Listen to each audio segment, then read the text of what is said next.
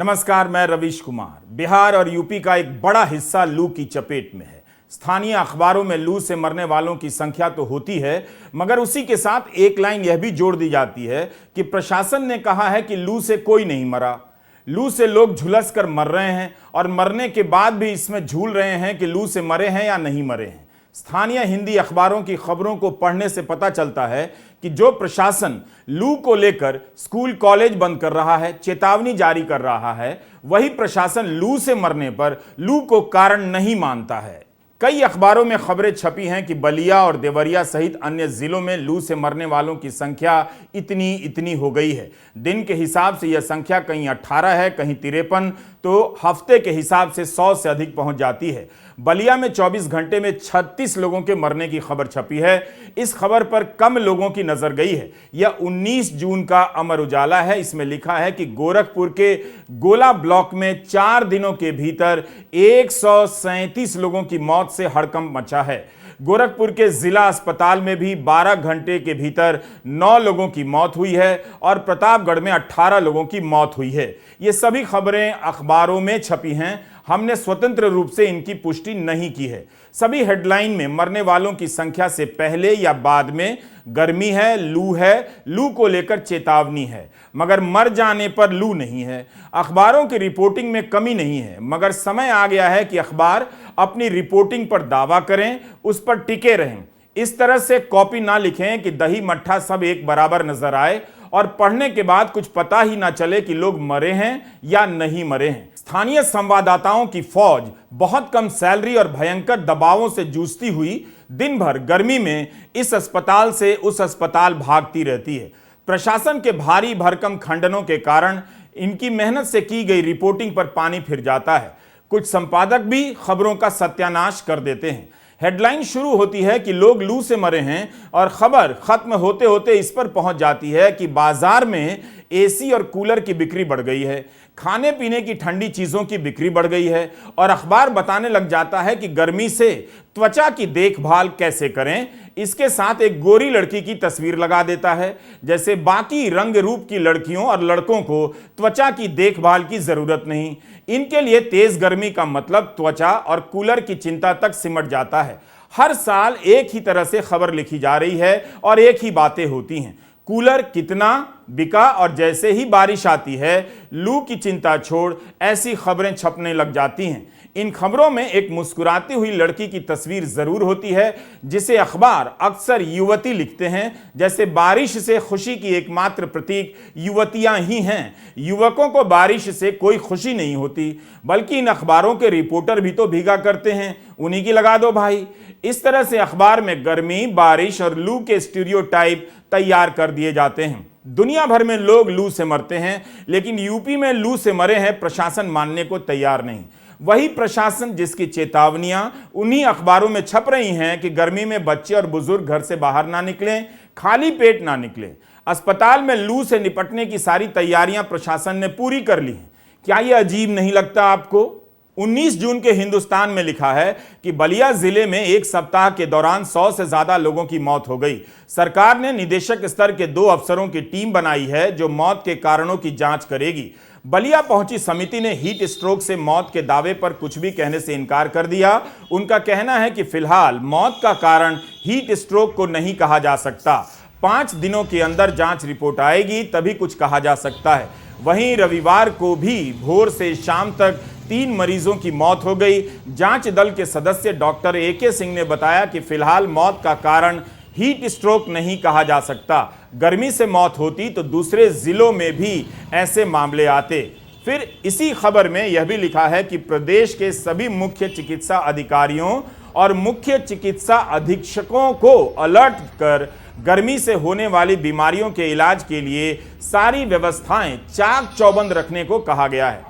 उप मुख्यमंत्री ब्रजेश पाठक खुद गर्मी से होने वाली बीमारियों की निगरानी करने में जुटे हैं। ये सारी पंक्तियां हिंदुस्तान में छपी हैं जो मैंने शब्दशः पढ़ी हैं। अगर गर्मी या लू वजह नहीं है तो उप मुख्यमंत्री क्यों निगरानी कर रहे हैं?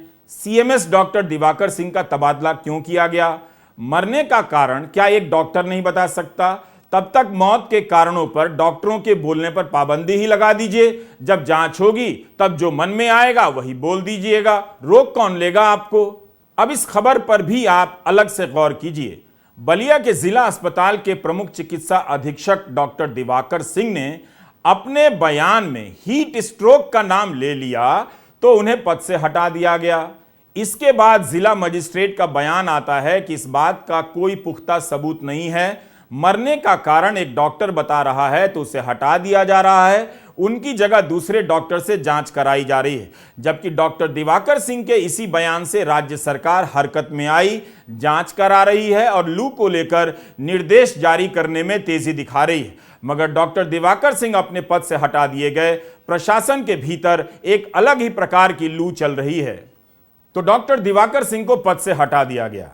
हिंदुस्तान के बलिया संस्करण में खबर छपी है कि पिछले साल या पिछले महीने की अपेक्षा इन दिनों 4 गुना अधिक लोगों की मौत हो चुकी है। मई 2022 में 87 लोगों की मौत हुई थी। इस बार जून के 18 दिनों में ही 154 लोगों की मौत हो चुकी है। केवल एक सप्ताह में 100 से अधिक लोगों की मौत हुई है। ये अखबार की पंक्तियां हैं। अखबार लिखता है कि इसके मुकाबले पिछले साल पूरे जून में 97 लोगों की मौत हुई थी। सभी जानते हैं कि तापमान 40 डिग्री के ऊपर है और लोगों को काम के लिए निकलना पड़ता है। मजदूर कहां जाएंगे? जिस लू को आप परंपरा से जानते हैं वो हीट वेव और हीट स्ट्रोक होकर अंग्रेजी में आपसे अनजान होती जा रही है। यह सवाल प्रधानमंत्री से भी है कि अखबारों की रिपोर्ट के अनुसार बलिया, देवरिया, गोरखपुर, प्रतापगढ़ और अन्य जगहों में 150 से भी ज्यादा लोग लू और भीषण गर्मी से मरे हैं। सैकड़ों की संख्या में गर्मी के शिकार लोग भर्ती हो रहे हैं। तो इनका कारण लू क्यों नहीं लिखा जाता है?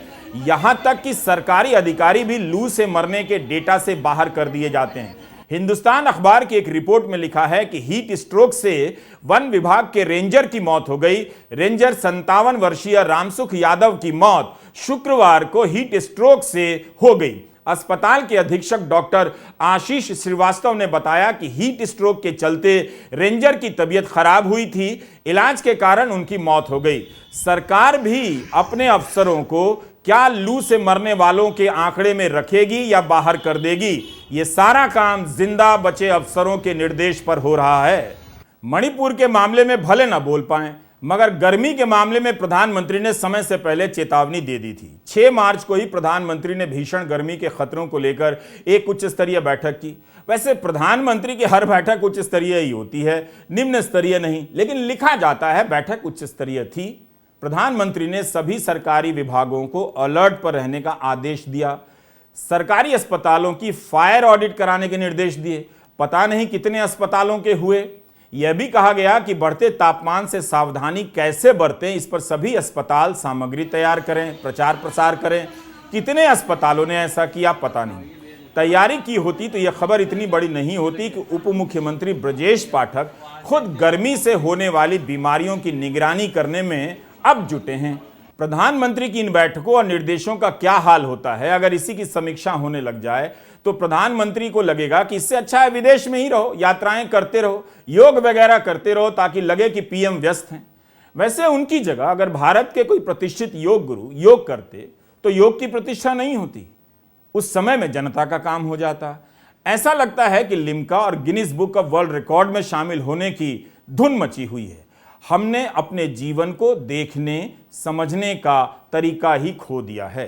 हमारा सवाल है कि 7 मार्च को प्रधानमंत्री ने गर्मी पर बैठक की, चेतावनी जारी की। ठीक 1 महीना 10 दिन के भीतर उन्हीं के गृह मंत्री की एक सभा में कई लोग गर्मी से मर गए। 16 अप्रैल को नवी मुंबई के खारगर में महाराष्ट्र भूषण सम्मान खुले में आयोजित हुआ। इतनी गर्मी में एक पुरस्कार के लिए रैली जैसा आयोजन क्यों किया गया? वोट के कारण सम्मान के नाम पर शायद यह पहली ऐसी रैली होगी। उस दिन उमस और गर्मी से लोगों की हालत खराब हो गई। मीडिया रिपोर्ट के अनुसार 15 लोग मर गए और बीमार की संख्या 500 से 700 तक बताई गई। विपक्ष ने हंगामा किया तो 21 अप्रैल को जांच का ऐलान हुआ कि 1 महीने के भीतर जांच रिपोर्ट आएगी। जांच के लिए बनाई गई नितिन करीर कमेटी ने 1 महीने का और समय मांग लिया है। मतलब ये 2 महीने में पता नहीं लगा सके कि 15 लोग किस वजह से मरे। ये हाल है विश्व गुरु भारत का। जबकि शुरुआती मीडिया रिपोर्ट में खबरें छपी थीं कि ऑटोप्सी रिपोर्ट से पुष्टि हुई है कि 12 लोगों की मौत लू से हुई है, तब भी जांच आने में 3 महीने लगते हैं। अब जुलाई तक इंतजार कर लीजिए।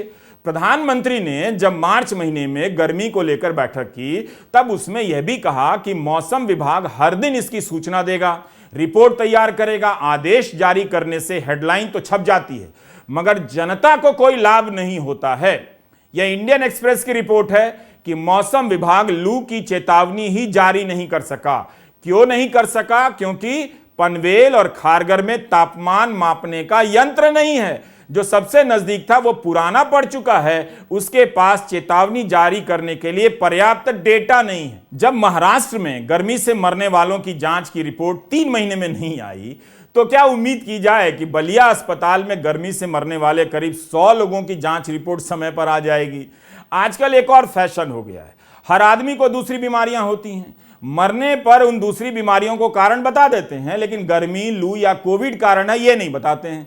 स्थानीय अखबारों की रिपोर्ट बताती है कि मरने वालों की संख्या तो सही है, मगर मरने के कारण पर प्रशासन का नियंत्रण है। वही प्रशासन जो दिन रात गर्मी के नाम पर अलर्ट जारी करता है, स्कूलों को बंद करता है। ऐसा नहीं है कि स्थानीय संवाददाता इसे समझते नहीं हैं, वो इन्हीं खबरों में इस तरह से लिख जाते हैं कि आप सारी तस्वीर देख लें। 18 जून के हिंदुस्तान के बलिया संस्करण के पेज 6 पर खबर छपी है, मैं पढ़ रहा हूं। हिंदुस्तान की हेडलाइन ये कहती है, महज 45 मिनट के अंदर 5 की मौत, और खबर के भीतर यह लिखा है, जिला अस्पताल में दिखा कोरोना काल जैसा मंजर, मरने वालों में एक युवक, बाकी सब बुजुर्ग हैं। जिला अस्पताल में 2 दिनों के अंदर मौतों का सरकारी आंकड़ा चाहे जो कहे। हालात की गंभीरता का अंदाजा इस बात से लगाया जा सकता है कि शनिवार की शाम को महज 45 मिनट के अंदर 5 लोगों ने दम तोड़ दिया। हालांकि अस्पताल प्रशासन 24 घंटे में केवल 20 मौतों की ही पुष्टि कर रहा है, लेकिन चंद मिनटों में हुई करीब आधा दर्जन मौतें अस्पताल प्रशासन के दावों को खारिज करती दिख रही हैं। इमरजेंसी में जिंदा लोग इलाज के लिए छटपटा रहे थे, तो मृतक के परिजन शव वाहन के लिए भटकते नजर आए।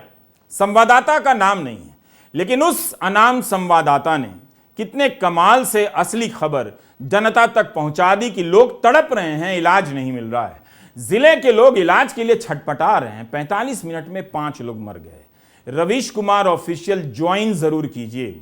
आपके टैक्स के पैसे से सरकार करोड़ों रुपए का विज्ञापन गोदी मीडिया पर लुटा रही है, जिसे पत्रकारिता ही नहीं करनी है। मगर पत्रकारिता के नाम पर गोदी मीडिया आपके टैक्स का पैसा हड़प रहा है और आपकी आवाज कोई नहीं सुन रहा है। इसलिए ज्वाइन करना जरूरी है, ताकि हम अपनी सीमाओं से पार पा सकें। साथ ही खबरों को कैसे देखा जाता है, समझा जाता है, इसका तरीका अब बदल लीजिए। यह बलिया है, तस्वीर से क्या ही पता चलेगा कि लू चल रही है। वैसे भी गर्मी के आम दिनों में सड़कें सुनसान हो जाती हैं, लोग खुद ही घरों में बंद हो जाते हैं। हम नहीं जानते कि बलिया में मरने वाले कितने लोग बाहर काम कर रहे थे, भूखे प्यासे थे, या उनकी शारीरिक हालत कैसी थी, आर्थिक स्थिति कैसी है। शहर का यह सन्नाटा इस तरह के कई सवाल पूछ रहा है। इनका जवाब इसलिए जानना जरूरी है ताकि लू के असर और बढ़ते तापमान के बुरे असर के बारे में समझ बन सके। मगर प्रशासन इन सवालों पर पर्दा डालने में लगा रहेगा तो कैसे होगा? वह बस अपनी बदनामियों की सोचता है और बचने का उपाय खोजता है। 19 जून को प्रभात खबर ने लिखा है कि बलिया और देवरिया में लू से मरने वालों की संख्या 150 पार कर गई है, जांच हो रही है। समाजवादी पार्टी के राष्ट्रीय अध्यक्ष अखिलेश यादव ने कहा है कि गर्मी और हीट स्ट्रोक से बलिया जिला अस्पताल में 24 घंटे में 36 मौतें होना दुर्भाग्यपूर्ण और शर्मनाक है। वहां 8 दिनों में 121 मरीजों की मौत हो गई। अस्पतालों में गरीबों का इलाज नहीं मिलने के लिए सरकार जिम्मेदार है। प्रियंका गांधी ने भी उचित मुआवजे की मांग करते हुए ट्वीट किया है कि यूपी के अलग अलग जिलों में भीषण गर्मी और लू के चलते 100 से अधिक मौतें हो चुकी हैं। अकेले बलिया में 50 से अधिक मौतें हो चुकी हैं। इससे पता चलता है कि तमाम बड़े बड़े दावों के बावजूद प्रदेश में गर्मी एवं लू की मार से निपटने के लिए बुनियादी सुविधाएं तक नहीं है। ये बेहद दुर्भाग्यपूर्ण है। लू पर हमारी ये लंबी रिपोर्ट पूरा देखिए। अगर आपका ध्यान भटक रहा है तब भी देखिए। बलिया और देवरिया के हिंदी अखबारों की रिपोर्टिंग को आप ध्यान से पढ़ेंगे या इस वीडियो को ही ध्यान से देखेंगे तो आपको सब कुछ दिखने लग जाएगा जो आप देखा नहीं करते हैं। जिला अस्पताल में भर्ती किए गए 157 लोग। यह हिंदुस्तान बलिया संस्करण के पेज 4 पर छोटे से कोने में घुसाई हुई खबर है। लिखा है कि जिला अस्पताल में शुक्रवार को हीट स्ट्रोक या उसके मिलते जुलते लक्षणों से पीड़ित 157 लोगों को भर्ती किया गया, जबकि शनिवार शाम तक 100 और मरीज भर्ती कराए गए। 20 बेड वाले पोस्ट कोविड वार्ड को खोला बलिया। हीट स्ट्रोक को लेकर जिला अस्पताल के वार्डों में बेड पूरी तरह से फुल हैं। लू को देखते हुए जिले में येलो अलर्ट जारी। लू की तैयारियों को लेकर मुख्यमंत्री योगी आदित्यनाथ के बयान चीख रहे हैं, मगर उसी के साथ लू से मरने वालों की खबरें भी छपी हैं। जागरण में आप दोनों खबरों को एक साथ देख सकते हैं। अमर उजाला में अलग अलग पन्ने पर यह खबर छपी है। भीतर के पन्ने की खबर है कि देवरिया में इसकी पुष्टि नहीं हुई है कि लू से लोग मरे हैं या नहीं। संभावित हीट वेव के लक्षणों वाले 4 मरीजों की मौत के बाद परिजनों ने पोस्टमार्टम नहीं करने दिया।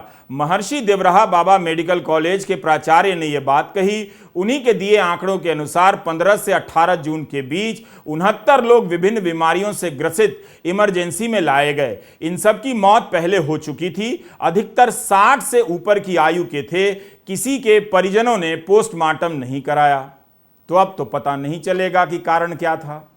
अभी तक हम लोग के संज्ञान में कोई भी कन्फर्मेटरी हीट स्ट्रोक से डेथ नहीं हुआ है।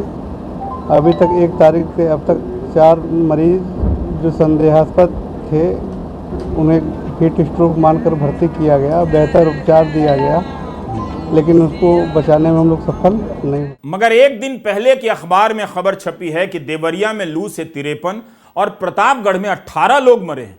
19 जून के अमर उजाला में खबर छपी है कि इमरजेंसी में आने से पहले यानी देवरिया में मेडिकल कॉलेज में शनिवार शाम 5 से रविवार शाम 5 बजे तक 34 लोग मृत अवस्था में लाए गए और 18 ने अस्पताल में दम तोड़ा। क्या यह कोई साधारण घटना लगती है कि खंडन हो गया और खबर पूरी हो गई? इन अखबारों में मरने वाले परिवारों के बयान बहुत कम होते हैं। 19 जून के अमर उजाला में खबर छपी है कि देवरिया जिले में बीते 24 घंटे में 53 लोगों की मौत हो गई। इनमें बीजेपी नेता के इकलौते पुत्र भी शामिल हैं। रिपोर्टिंग की हालत कई बार इतनी कमजोर हो जाती है कि भाजपा नेता का नाम भी नहीं दिया गया। उनसे बात होती तो वे बताते कि उनकी सरकार सही कह रही है या नहीं, या उनका क्या कहना है, उनके बेटे पर यह विपदा कैसे आई। अखबार लिखता है कि 35 लोग मृत अवस्था में अस्पताल लाए गए। यह हालत है। यह भी देवरिया का अखबार है। लिखता है कि मेडिकल कॉलेज में एक हफ्ते में 144 लोग मर गए। मेडिकल कॉलेज की इमरजेंसी में रोज 20 मरीजों की जान जा रही है। देवरिया जागरण लिख रहा है कि इमरजेंसी में बेड कम पड़ गए और स्ट्रेचर पर ही उपचार करना पड़ रहा है। इन खबरों का अध्ययन करेंगे तो रिपोर्टर की रिपोर्टिंग और प्रशासन के खंडन के बीच जंग के हालात और कई तरह की कमजोरियां आपको नजर आएंगी। ऐसा लगता है कि प्रशासन अगर मान लेगा कि लू से मौत हुई है तो नासा के वैज्ञानिक नाराज हो जाएंगे। प्रशासन के खंडन के बीच स्थानीय पत्रकारों ने अस्पताल की व्यवस्था और मरने वालों की संख्या बताने का एक रिस्क लिया है। रिपोर्टर भी क्या करेंगे, उनसे जितना हो सकता है कर ही रहे हैं। अगर बलिया में चिंता की बात नहीं है तो लखनऊ से 3 लोगों की टीम या 2 लोगों की टीम बलिया क्यों भेजी गई? बलिया के जिला अस्पताल में आकर डॉक्टरों का रोस्टर क्यों बनाना पड़ा? जिस अस्पताल में रोस्टर बनाने के लिए लखनऊ से टीम बुलानी पड़े, आप समझ सकते हैं कि खबरों को मैनेज किया जा रहा है या अस्पताल को मैनेज किया जा रहा है। थोड़ी बहुत कल इनकोऑर्डिनेशन था फिजिशियंस के बीच में, लेकिन वो चीज़ दूर करके एक चार्ट बना के रजिस्टर में रोस्टर ड्यूटी लगा दी गई है और सारे वार्ड में स्टाफ नर्सेज प्लस एक फार्मासिस्ट की रोस्टर वाइज ड्यूटी लगा दी गई है, जो 5-5 घंटे पे रोस्टर के अनुसार 24 घंटे यहाँ पे रहेंगे। अभी देख रहे हैं ज़्यादातर लोग वृद्ध हैं। हाँ, किसी को जो है सांस की दिक्कत है, कोई लंबे समय से बीमार है, तो ये कहना कि साहब हीट स्ट्रोक से हो रही है मौतें या हीट स्ट्रोक के पेशेंट आ रहे हैं, तो एक्सक्लूसिव हीट स्ट्रोक के तो पेशेंट हमें नहीं है, यहाँ नहीं मिले हैं। नहीं, मौत की संख्या अचानक बढ़ना ये संयोग भी हो सकता है कि कुछ कभी वैसे 5 से 10 मौतें, इतना बड़ा डिस्ट्रिक्ट है और ये एंड हॉस्पिटल है, तो यहाँ रेफरल सर्विसेज भी बहुत कम है। सारे जो लोग वृद्ध हैं या जा नहीं सकते या 3-4 घंटे ट्रैवल नहीं कर सकते, वो इस अस्पताल में आते हैं, तो थोड़ी सी यहाँ पे डेथ रेट तो हायर होगी। हमारे आज के वीडियो में मरने वालों की संख्या लगातार बदलती नजर आएगी। लेकिन जो अखबारों में छपा है अलग अलग दिनों में वो हम पढ़ रहे हैं ताकि आपको पता चले कि लोगों के मरने की रिपोर्टिंग कैसे हो रही है, प्रशासन किस तरह से उनका खंडन कर रहा है। देवरिया से छपने वाले अखबारों में लू के प्रकोप का प्रचंड शोर है।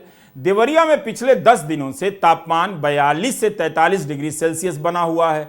गर्मी तो जानलेवा है, इसे लेकर अलर्ट जारी हो रहा है, मगर मर जाने पर लू कारण नहीं।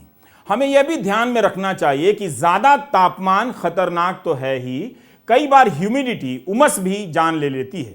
अब दुनिया भर के वैज्ञानिकों में बहस हो रही है कि ज्यादा तापमान किसे माने।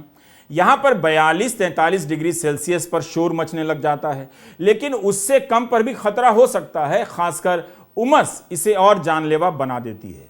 हमने पर्यावरण के मामलों का अध्ययन करने वाले पत्रकार चेतन भट्टाचार्य जी से इस पर बात की। अप्रैल जून में तापमान 40 डिग्री सेल्सियस पार हो जाता है, मगर जून का 40 डिग्री ज्यादा खतरनाक होता है। इसका कारण है ह्यूमिडिटी। अब इस खतरनाक गर्मी से बचने के लिए एक अलग इंडेक्स बना है, हीट इंडेक्स। ये दोनों तापमान और ह्यूमिडिटी को जोड़कर कैलकुलेट होता है। हीट इंडेक्स का डेंजर पॉइंट 35 डिग्री माना जाता है। हमारा शरीर यहाँ तक झेल पाता है। 35 के बाद शरीर धूप में खुद नेचुरली ठंडा नहीं रह सकता। खारगर की घटना के बाद मौसम विभाग ने हीट इंडेक्स जारी करना शुरू किया है, जो एक वेलकम कदम है। प्रशासन को इस सूचना का इस्तेमाल करना चाहिए और अब जो यूपी में हुआ है वहां देखना होगा कि हीट इंडेक्स कितना था और अगर कोई चेतावनी जारी की गई थी।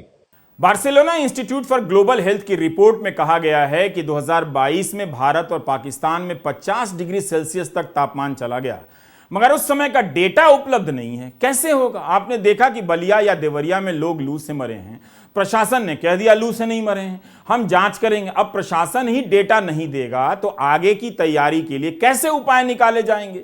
हम लू को हल्के में नहीं ले सकते। 2022 में यूरोप में लू से 15 से 17 हजार लोग मर गए थे। सारी पॉलिटिक्स यही है। अगर ये बात सामने आने लग जाए कि लू से मरने वालों का संबंध जलवायु परिवर्तन से है, तो भारत में भी पर्यावरण की नीतियों को लेकर बहस शुरू हो जाएगी। लोग सवाल पूछने लग जाएंगे। वैसे अगर एंटी मुस्लिम मुद्दों से वक्त मिलेगा तभी तो पूछेंगे, ये सवाल करेंगे। 2019 में बिहार में करीब 150 लोग लू से मर गए थे। 1000 से अधिक व्यक्ति अस्पताल में भर्ती हुए थे। बिहार में भी गर्मी से 45 लोगों के मरने की खबर है। इनमें से अकेले पटना में 35 लोगों की मौत हुई है। अधिकारियों द्वारा दी गई जानकारी के अनुसार नालंदा मेडिकल कॉलेज और अस्पताल में 19 और पटना मेडिकल कॉलेज और अस्पताल में 16 लोगों की मौत हुई है। अलग अलग जिलों के अस्पताल और उनके अधिकारियों के अनुसार अन्य जिलों में 10 लोगों की मौत हुई है। मगर इस रिपोर्ट में भी अगली लाइन यह कहती है कि बिहार के आपदा प्रबंधन और स्वास्थ्य विभाग के अतिरिक्त मुख्य सचिव प्रत्यय अमृत ने कहा है कि कोई भी मौत गर्मी की स्थिति से संबंधित नहीं थी। आप गौर करेंगे कि लू की लहर हर 1-2 साल के अंतराल के बाद आने लगी है। इसके दुष्प्रभावों को आपदा प्रबंधन का विषय बना दिया जा रहा है। अलर्ट जारी कर अस्पताल में दवा भेज देते हैं, मंत्री का दौरा हो जाता है और उनकी फोटो पहले पन्ने पर छप जाती है। लेकिन इसके कारणों तक ना जाएं, वरना बड़े नेताओं के उद्योगपति दोस्त की फैक्ट्री का परीक्षण करना पड़ जाएगा कि वे पर्यावरण के नियमों के अनुसार फैक्ट्री चला रहे हैं या नहीं। अगर नहीं चला रहे हैं तो फैक्ट्री बंद करने का दबाव आ सकता है और मेरा मंत्री पद भी जा सकता है। इसलिए लू को आपदा प्रबंधन का विषय बनाकर समेट दिया गया है। कल हम लोगों ने इस अस्पताल का विस्तृत निरीक्षण किया था और ये बात तो सही है कि गर्मी ज़्यादा है। जो पेशेंट यहाँ पे भर्ती हैं उनको भी गर्मी से दिक्कतें हैं और कल से आज की व्यवस्था में परिवर्तन है। 5 कूलर सीएमएस साहब ने बढ़ाए हैं और हम देख रहे हैं कि जो टेम्परेचर कल भी हमें यहाँ 5-10 मिनट अंदर हर वार्ड में रह के देखा था हमने, तो आज की स्थिति अलग है। आज थोड़ा सा टेम्परेचर भी कम है, मरीज़ भी ज़्यादा सुकून में है। और हम गांव में भी गए थे, एक जो बांसडीह आपका ब्लॉक है वहाँ की पीएचसी में भी गए थे। तो पीएचसी में भी ऐसा नहीं है कि वहाँ कोई गर्मी से बेहाल लोग आ रहे हों। गर्मी तो सबके लिए ही है। बताया कि भाई सेंसिटाइज करें। वहाँ भी हमने गांव में देखा बहुत सारे लोग जो हैं बिना कपड़ों के ही घूम रहे थे। तो ये आवश्यक है कि पूरी बाँह के कपड़े पहने, पर्याप्त पानी पिएँ। जो दिन का समय है 11 बजे से या 12 बजे से लेकर 3-4 बजे तक, वो एक्सपोज ना करें अपने को, घर से बाहर न निकलें। और अगर निकलना बहुत ही आवश्यक हो तभी निकलें और पूरी बांह के कपड़े और साथ में पर्याप्त पानी लेकर चलें। 2010 में अहमदाबाद में लू से 1300 से अधिक लोग मर गए। इसके बाद 2013 में अहमदाबाद म्युनिसिपल कॉरपोरेशन ने पब्लिक हेल्थ के जानकारों, देश विदेश के संस्थानों और आम लोगों के साथ मिलकर एक हीट एक्शन प्लान बनाया। दक्षिण एशिया का पहला ऐसा प्लान था। इस प्लान के कारण कई लोगों को मरने से बचाया गया। भीड़ भाड़ वाले इलाके को हाई रिस्क के तौर पर चिन्हित करने के अलावा शहर में जगह जगह कूलिंग जोन यानी ठंडक मुहैया कराने के इंतजाम किए गए। इससे अहमदाबाद की भीषण गर्मी से मरने वालों की संख्या में बहुत कमी आई। जागरण में खबर है कि दिल्ली में अब जाकर हीट एक्शन प्लान बनाने का प्रस्ताव भेजा गया है। तो लखनऊ, पटना की हालत आप सोच लीजिए या दूसरे शहरों के बारे में सोच लीजिए। वैसे हर शहर के लिए हीट एक्शन प्लान बनना चाहिए, उस पर अमल भी होना चाहिए। प्रशासन को समझना चाहिए कि कोई लू से मरा है तो स्वीकार करते हैं। लू की चपेट में प्रशासन के अफसर भी आ सकते हैं। लू किसी आईएएस को भी लग सकती है और आईपीएस को भी, किसी विधायक या मंत्री को भी। ये याद रखिएगा। नमस्कार, मैं रवीश कुमार।